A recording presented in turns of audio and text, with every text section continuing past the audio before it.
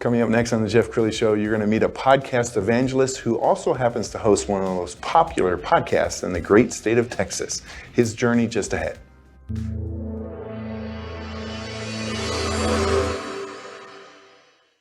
Many are predicting that the worst is yet to come, which is unfortunate, said one person here. Until now, they've enjoyed the reputation of being the nation's icebox. Watched a burglar in his home this morning by webcam. As a journalist of over 25 years, stories are what make my world turn. Reporting live from the Dallas newsroom tonight, Jeff Crilley, Fox 4 News. But in 2008, I took the jump from my familiar life and started a PR firm from my home. We're talking about anyone with a camcorder like the one I'm using becomes a television network. We started slowly growing the company, and we now have over 100 clients, and we've branched into the world of live digital broadcasting. I now own 8 different TV studios and have a huge team, and the stories that I now get to share are sometimes the most important of my life. Life has a funny way of coming around full circle. This is the Jeff Crilley Show.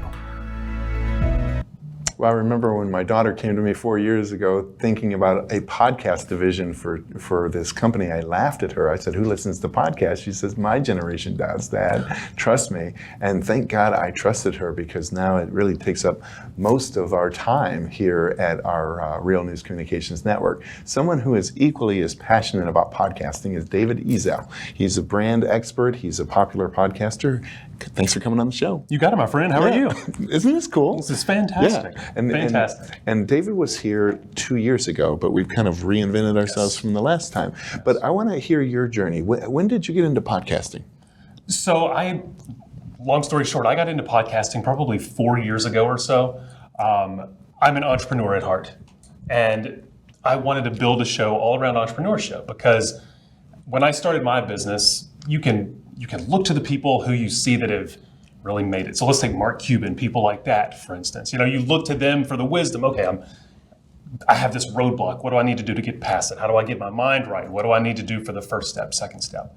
But a lot of times, those types of things that they talk about in that realm are a little bit far away for the everyday entrepreneur who's just trying to figure out how to get some income in so I can pay my bills so that I can keep my business going. Yes. And so I wanted to start a podcast, and I did, and it's called How to Ride a Roller Coaster. Because anybody that's ever started their own business knows that it's the ups, it's the downs, it's everything in between. There is no level ground. So what does that look like?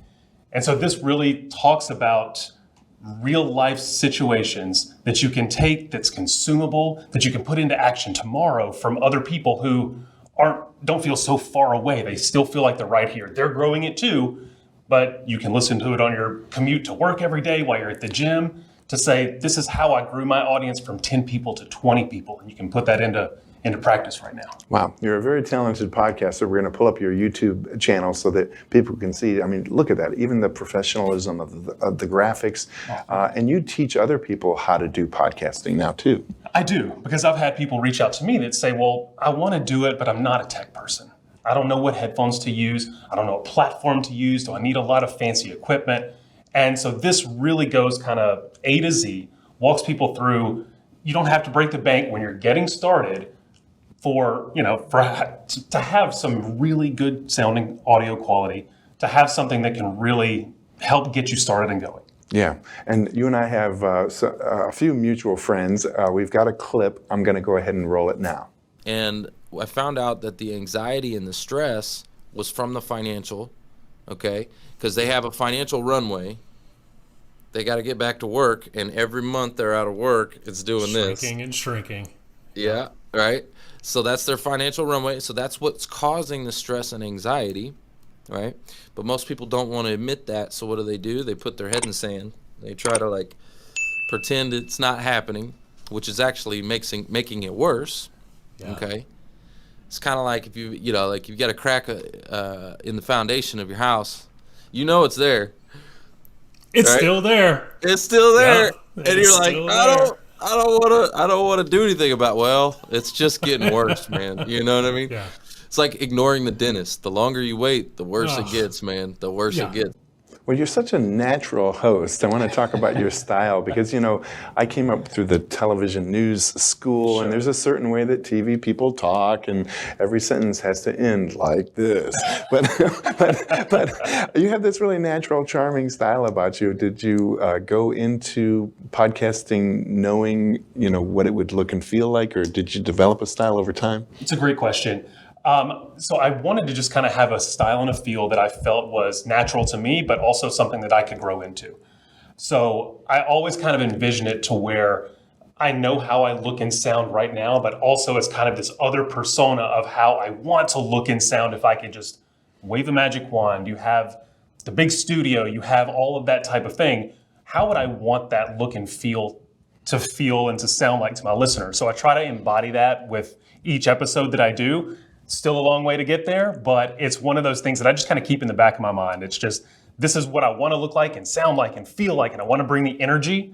So each time I do it, I just kind of try to pull that little tool out of the tool belt and just keep it kind of back in mind. Well, and you have, in TV news, we used to call it the voice of God. You do have that imagine in a world. Let's talk about Founders Live Dallas. Yes, sir. Okay, so we're going to put up a page off of your website and scroll down it. Talk about Founders Live Dallas. Absolutely. And so this and the podcast kind of went hand in hand. When I started the podcast, I also started as the host of Founders Live Dallas. Kind of ties back to the entrepreneurship thing, because Founders Live, think of it kind of like Shark Tank in a way. Each week, we have 5 different founders, all here locally to Dallas-Fort Worth, and they get 99 seconds to pitch their business, 4 minutes of crowd Q&A. 99 seconds, 4 minutes. So from the viewer standpoint, who's in the audience, it's fantastic, because in 25 minutes, you've heard from 5 completely different founders in 5 different industries.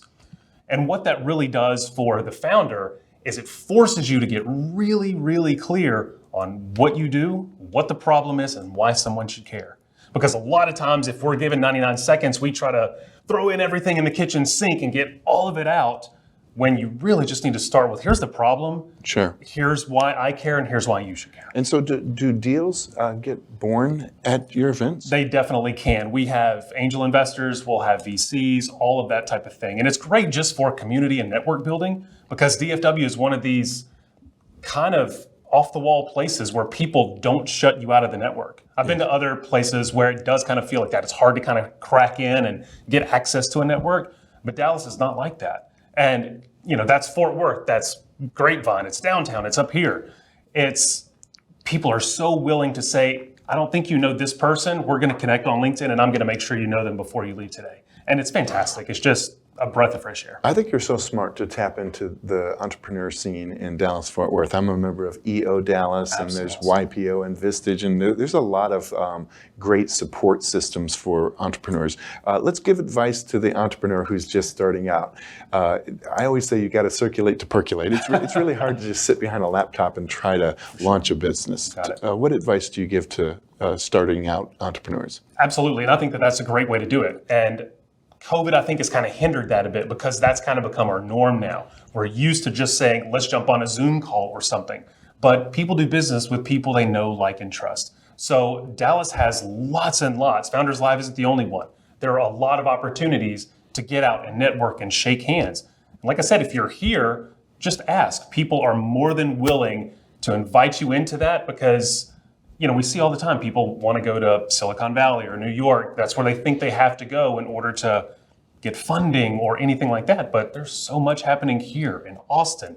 Texas is just as big on that map as any place around. Okay, we've got about a minute left. Final thoughts. What would you like to leave people with?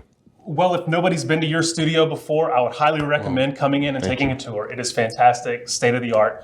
And like I said, and like you mentioned, entrepreneurship is the lifeblood. And it's so unbelievably amazing here in DFW. There's so much of it. You don't have to go anywhere. You can stay right here and have anything you want. Outstanding. That's a great way to end the show. We'll also end with the website, which is realdavidezell.com. Yes, sir. Awesome. Thanks for coming on the show. You got it, my friend. That's it for now. We'll see you next time.